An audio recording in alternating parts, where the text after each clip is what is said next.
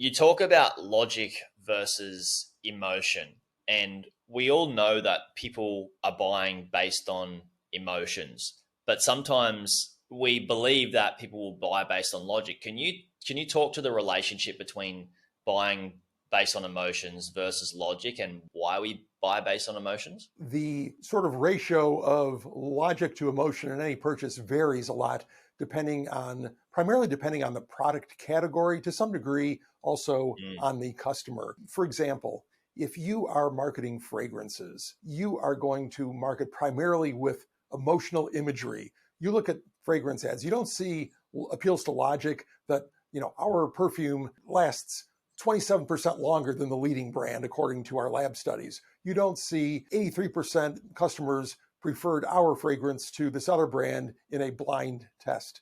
You don't see that. All you see is imagery, very, very little text at all. You see images of romantic situations, maybe of people you would like to be, people you would like to be with.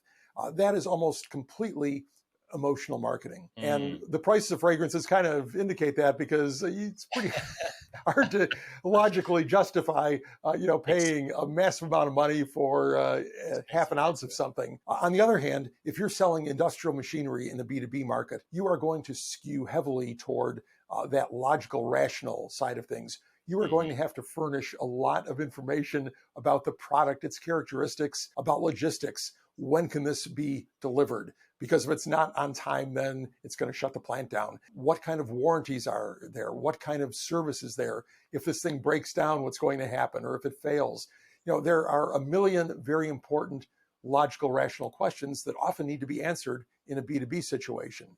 I would not discount those. But even in B2B marketing, or for that matter, marketing a technical product like, a camera or a drone or something, something that has a lot of tech specs that the purchaser is going to want to know and understand, there is emotion. You Mm. know, Actually, one thing that comes to mind beyond even the B2B in the consumer market, people buy iPhones often not because the specs are better than the top of the line Android models, the top Pixel or the top Galaxy, but in part because of the brand.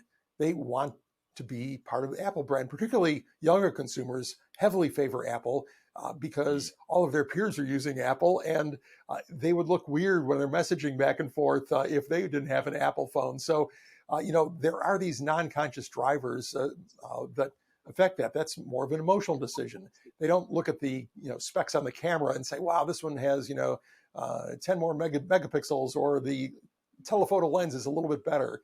Often it is an emotional decision. But even in B2B marketing, people always say, "Yeah, well, all this psychology stuff is great, but our customers just make decisions based on price and features, and there's no emotion involved."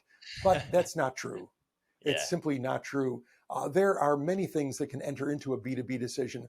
When a purchasing person, whether or decision maker, could be somebody who's actually a buyer or maybe an executive in the company where this decision has been pushed up to a higher executive level, even the CEO, they are thinking, maybe not consciously, but unconsciously, of, okay, how is this decision going to affect me personally? How are people in the company going to view me?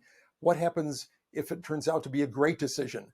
Will I Mm. get promotion? Will I get praise from other people? If it goes wrong, will I ever get a raise again? Will I get fired? There are all these things, and even novelty. I was in the IT business for a while, and you think again of purchasing a big hardware upgrade for your company's network, or updating to a brand new network operating system, which is a very wrenching decision, involves expense and training and all kinds of stuff. So it's not a Mm. decision companies take lightly. I have seen managers make decisions to upgrade to the newest hardware or the newest software, not because their business really demanded it, because they wanted to play with the latest new thing that was out there. They wanted to have that experience. They wanted perhaps to improve their own resume. So if they Mm. were looking for a job at some point, they would say, "Hey, yes, I'm fully versed in this latest hardware, this latest software." And some of this may have been conscious. They may have been thinking, wow, I'm going to be looking for a job in 6 months. And so I better get trained on this. But in other cases, they really think that this is the right decision for the business, even though underneath the surface, there are these other drivers. Let me give you a quick parable, Jared. There is an author and professor, Jonathan Haidt, who says that our decision making resembles a rider in an elephant.